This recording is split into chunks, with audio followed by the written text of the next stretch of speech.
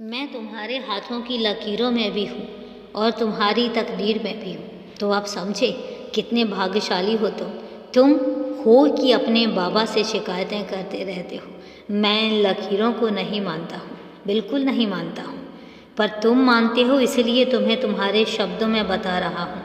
कई बार तुम कुछ ऐसी चिंताओं के बारे में इतनी गहराई से सोच जाते हो जो असल में है ही नहीं है और ना ही कभी होंगी।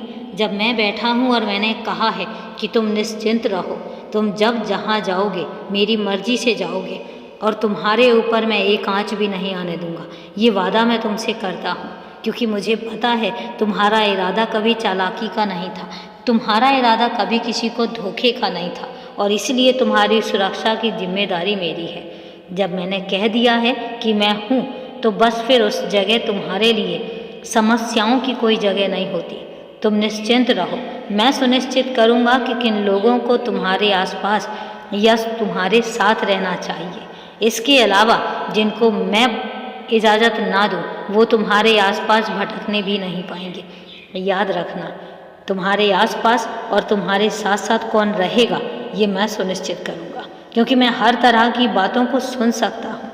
चाहे तुम बोलकर मुझसे कहो या चाहे तुम अपने मन में कहो, तुम जो भी कहोगे, जो भी सोचोगे, वो सब मुझे पता चलता है।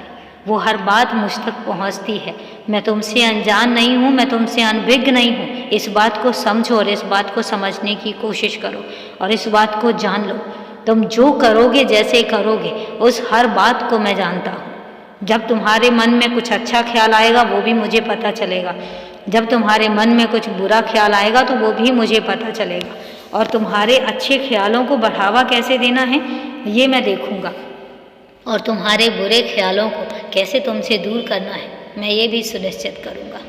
तुम बेपरवाह रहो, क्योंकि तुम्हारी बेपरवाही तुम्हें स्वस्थ भी रखती है और तुम्हारे काम में तुम्हें मदद भी करती है।